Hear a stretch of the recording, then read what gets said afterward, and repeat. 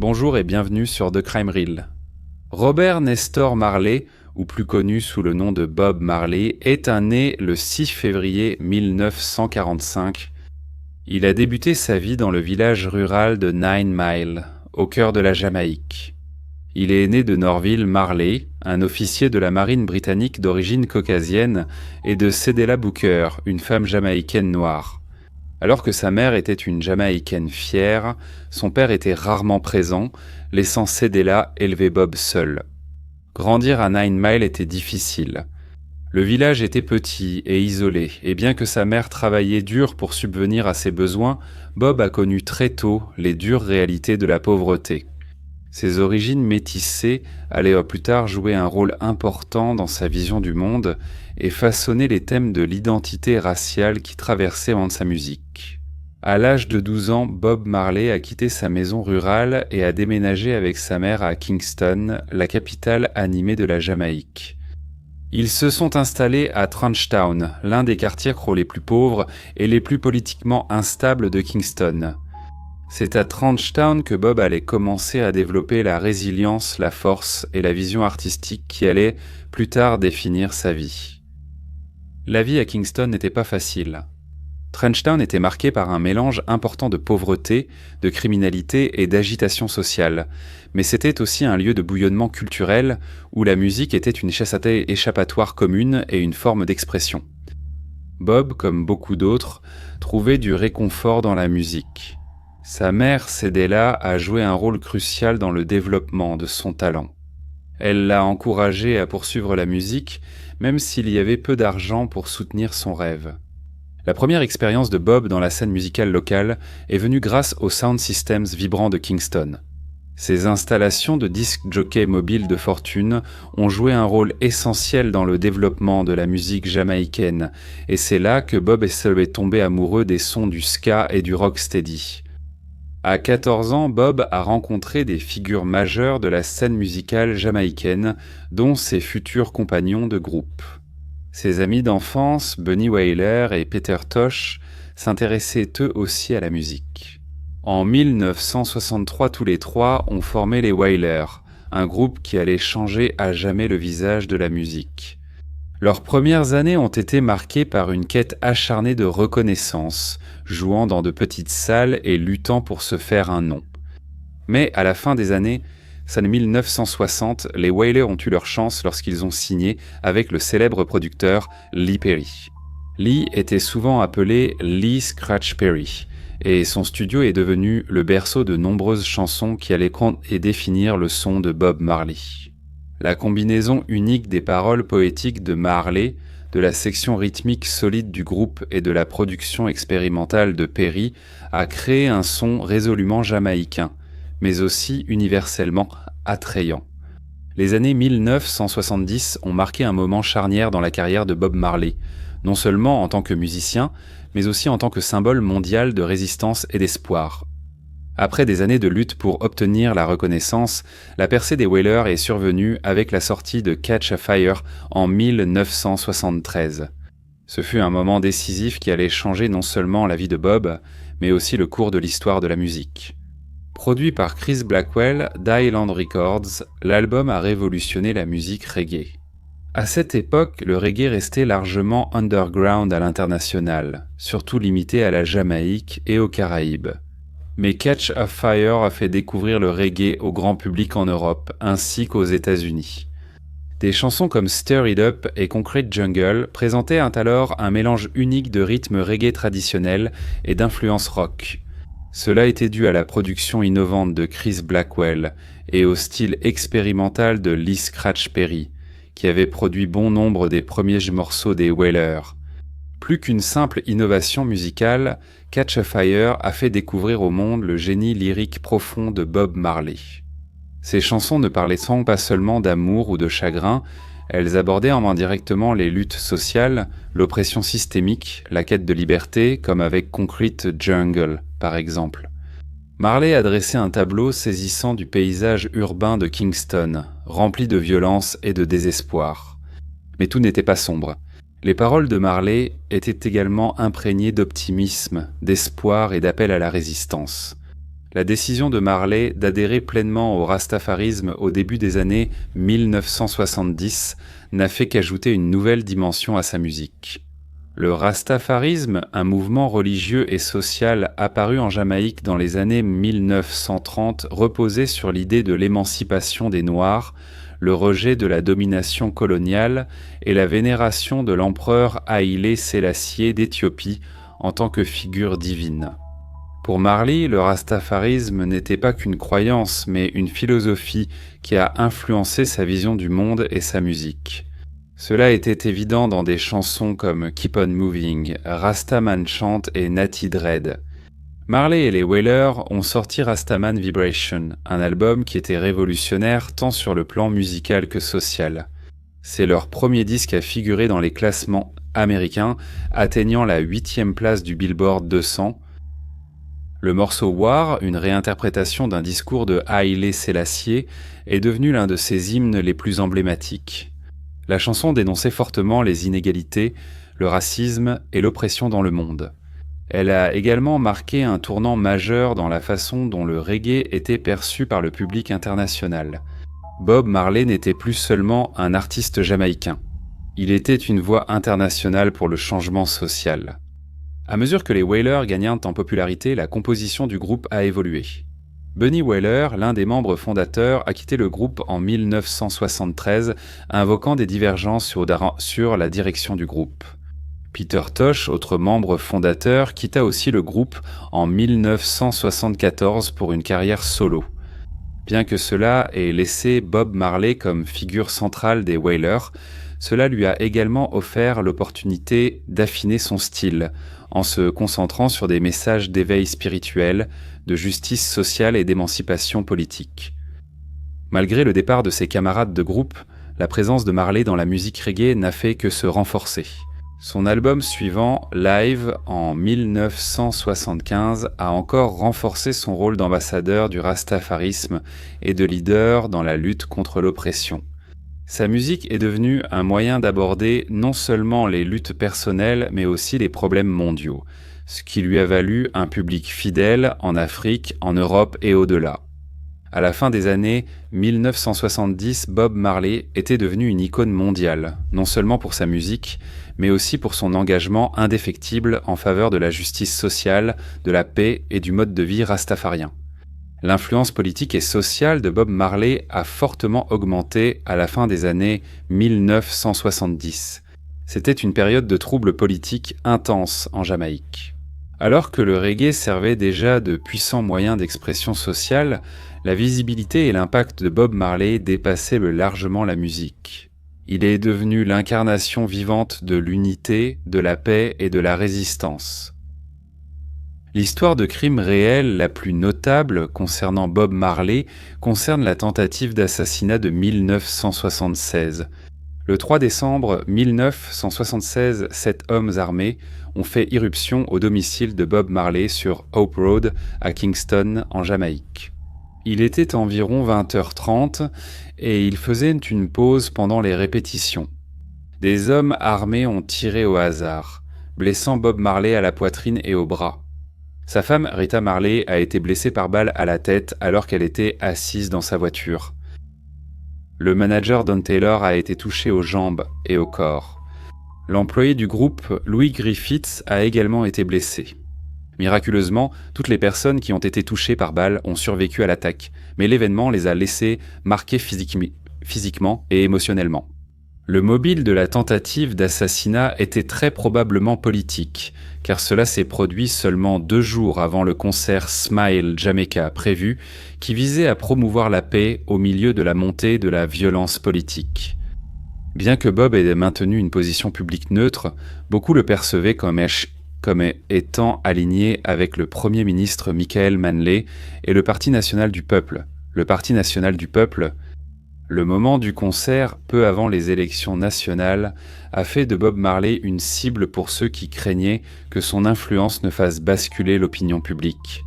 Certains auteurs présumés ont été identifiés mais non poursuivis. Lester Jim Brown Coke, un homme de main connu du parti rival Jamaica Labour Party, le Jamaica Labour Party aurait été impliqué dans la direction de l'attaque. Selon certains témoignages, la CIA aurait été impliquée, avec des affirmations selon lesquelles les hommes armés auraient reçu la promesse de cocaïne et d'armes en échange de l'attaque, bien que cela reste non prouvé et controversé. Les assaillants auraient fui vers Tivoli Gardens, un bastion du Jamaica Labour Party et le fief du tristement célèbre gang Shower Posse. Malgré ses blessures, Bob Marley s'est produit au concert Smile Jamaica le 5 décembre 1976. Il a demandé à la foule de 80 000 personnes « Pourquoi ne pouvons-nous pas nous aimer ? Qu'est-ce qui ne va pas chez vous, mes frères ?» C'était un appel puissant à l'unité face à la violence. En 1978, la Jamaïque était en plein conflit politique entre les deux principaux partis politiques. Tout d'abord, il y avait le Parti national du peuple, et ensuite d'obtenir le Parti travailliste de la Jamaïque, le Jamaica Labour Party. La violence politique avait atteint des niveaux effrayants, avec des factions rivales engagées dans des affrontements de rue qui divisaient les communautés. Les deux partis se disputaient le contrôle et la violence devenait incontrôlable. Bob Marley, cependant, a vu une opportunité de rassembler la nation. Il avait déjà utilisé sa musique pour appeler au changement social, mais il est allé encore plus loin en 1978 lorsqu'il a organisé le concert One Love Peace. Le concert qui s'est tenu au Stade national de Kingston était une tentative audacieuse et sans précédent d'unir les factions politiques en guerre. Bob Marley a célèbrement invité à la fois Michael Manley, qui était le chef du Parti national du peuple, et Edward Seager, chef du Jamaica Labour Party, à le rejoindre sur scène pendant la performance. Ce moment historique s'est produit lorsque Marley, se tenant entre les deux dirigeants politiques, a tendu les bras et les a réunis dans un geste symbolique de paix. L'image de Marley unissant les politiciens opposés devant une foule immense en liesse est devenue l'un des moments marquants de sa carrière et a consolidé son rôle de figure politique en Jamaïque et au-delà. Ce n'était pas seulement une question de musique, il s'agissait d'utiliser sa notoriété pour inspirer le changement. L'engagement de Marley en faveur de la paix et de l'unité a été constant tout au long de sa carrière, en particulier à mesure que son succès international grandissait. Il comprenait le pouvoir de la musique pour influencer le changement social et utiliser sa notoriété pour dénoncer l'inégalité, l'injustice et la pauvreté. Des chansons comme « Lève-toi, batte-toi, pas de femme, pas de pleurs » et « Zimbabwe » portaient un message direct d'espoir et d'émancipation. En 1979, Marley a également été invité à se produire au Gabon, en Afrique de l'Ouest, où il a été salué comme un héros et un symbole de résistance au colonialisme. Sa musique était devenue une force mondiale pour le changement social, surtout parmi les communautés noires. Le lien de Marley avec l'Afrique était plus qu'un simple symbole, il était personnel. Mais même si la musique de Bob Marley se répandait à travers le monde, elle n'était pas sans controverse. Sa franchise sur la politique, ses croyances rastafariennes et ses critiques envers l'establishment faisaient et souvent de lui une cible pour divers gouvernements et autorités. Pourtant, Bob est resté déterminé, continuant à utiliser sa célébrité comme un outil de changement. En 1977, alors que Bob Marley semblait atteindre le sommet de son succès, la tragédie a frappé. Bob a commencé à remarquer que son orteil droit était enflé et douloureux. Ce qui semblait être une blessure mineure a finalement été diagnostiqué comme un mélanome, une forme de cancer de la peau. Le cancer s'était propagé à d'autres parties de son corps, y compris son cerveau, son foie et ses poumons. Malgré la gravité de son état, Bob Marley est resté résolu dans son refus de suivre un traitement conventionnel, car cela entrait en conflit avec ses croyances rastafariennes. Les rastafariens croyaient au pouvoir de guérison des remèdes naturels et Bob Marley s'est tourné vers des traitements alternatifs, notamment un régime strict et la phytothérapie. Malgré ses soucis de santé, Bob Marley a poursuivi ses tournées et concerts. Sa dernière tournée, qui a commencé au printemps 1980, était un témoignage de sa détermination à continuer de diffuser son message de paix, d'unité et de justice sociale. La tournée Uprising, nommée d'après son album de 1979 Survival, a emmené Marley et son groupe à travers l'Europe ainsi qu'aux États-Unis.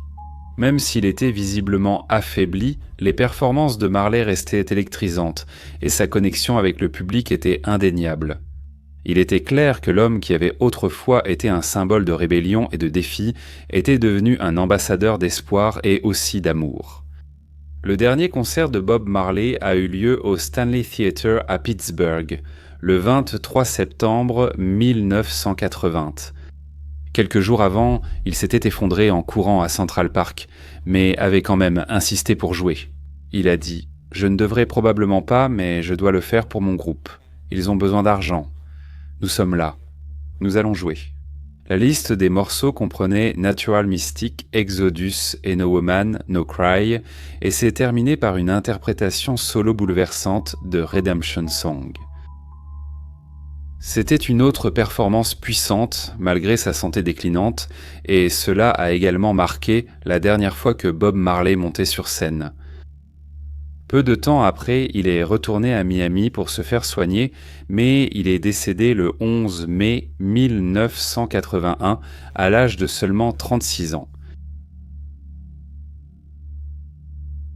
Sa mort a été une perte immense, non seulement pour le monde de la musique, mais aussi pour le mouvement mondial dont il était devenu une figure. Des millions de personnes ont pleuré sa disparition, de ses fans dévoués en Jamaïque à ceux d'Afrique, des États-Unis et d'Europe. Mais même après sa mort, l'influence de Marley ne s'est pas estompée. Sa musique a perduré et son héritage en tant que messager de paix, d'égalité et de justice sociale n'a fait que se renforcer. La vie de Marley fut brève, mais son impact fut monumental.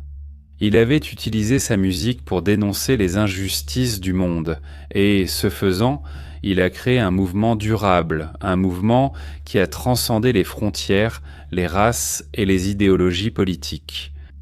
Aujourd'hui, Bob Marley reste un symbole d'espoir, d'unité et de résistance. Ses chansons continuent d'inspirer des millions de personnes et son message d'amour et d'émancipation est aussi pertinent aujourd'hui qu'il l'était lorsqu'il a commencé à chanter dans les rues de Trenchtown.